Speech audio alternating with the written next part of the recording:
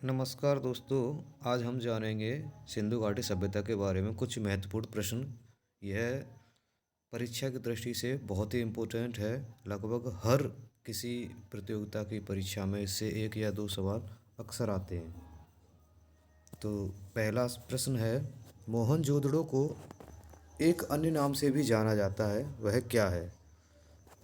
तो वह है मृतकों का टीला, क्योंकि वहाँ पर खुदाई में मृतक के अवशेष बहुत ज़्यादा मात्रा में प्राप्त हुए थे, इसलिए उसे मृतकों का टीला भी कहा जाता है। हड़प्पा सभ्यता का प्रचलित नाम है। हड़प्पा सभ्यता का जो प्रचलित नाम है वह सिंधु घाटी सभ्यता ही है, जिसे इंडस वैली सिविलाइजेशन अंग्रेजी में कहते हैं।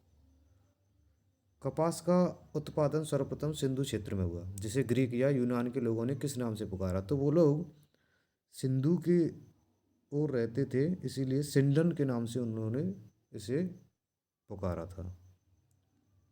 सिंधु घाटी सभ्यता जानी जाती है, वह अपने नगर नियोजन के लिए जानी जाती है, क्योंकि वहाँ जब खुदाई के बाद में जो मकान मिले थे उनका बनाने का ढंग और रास्ते गलियाँ जो भी लगभग सारे नक्शे नगर के जैसे थे, शहरों के जैसे थे, तो वह अपने नगर नियोजन के लिए जानी जाती है।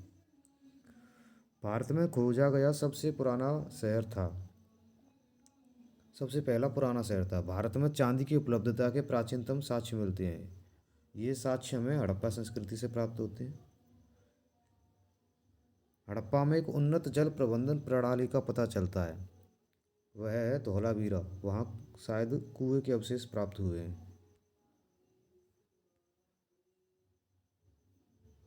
हड़प्पा की खोज 1921 में हुई थी।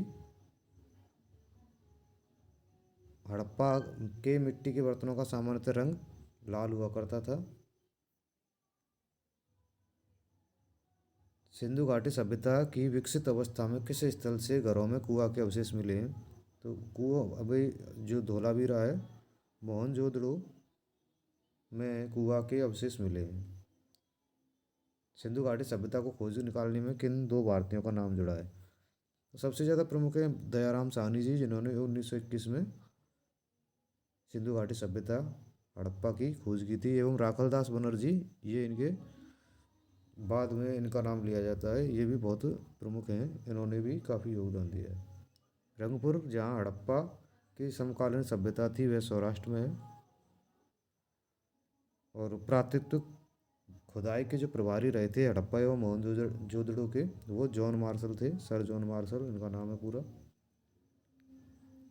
किस पशु की आकृति जो मोहर पर मिली है, जिससे ज्ञात होता है कि सिंधु घाटी एवं मोसापोटामिया की सभ्यताओं के मध्य व्यापारिक संबंध थे? तो बैल, जैसा कि आपने थंबनेल में देखा होगा, बैल की आकृति उस मोहर पर छपी हुई है। हड़प्पा के लोगों की सामाजिक पद्धति कैसी थी? उचित समतावादी उनकी सामाजिक पद्धति थी। कालीबंगा सैंधव सभ्यता ईंटों का अलंकरण किस स्थान से मिला है? कालीबंगा, ये राजस्थान में है कालीबंगा, वहाँ पर ईंटों का अवशेष मिले हैं। मोहनजोदड़ो कहाँ स्थित है? सिंध में। सिंध आपने देखा होगा भारत के नक्शे में, पंजाब सिंध उधर साइड में है, ये अभी शायद पाकिस्तान में आ गया है। हिंदू सभ्यता में बृहत स्नानगार पाया जाता है? नहीं, ये सिंधु है, ना कि हिंदू, सिंधु है। और ये बहुत बड़ा स्नानागार पाया गया है, लगभग 11 फीट अप्रोक्सली उसकी लेंथ है, मोहनजोदड़ो में पाया गया है। हड़प्पा कालीन स्थलों में अभी तक किस धातु की प्राप्ति नहीं हुई? लोहा। हाँ, वहाँ पर कांस्य की ज़्यादा प्राप्ति हुई है, इसीलिए उसे कांस्यकालीन सभ्यता भी कहा जाता है। और इसी के समकक्ष जितनी भी सभ्यताएं थी उन्हें कांस्यकालीन सभ्यता ही माना गया है, चाहे वो मिस्र की हो।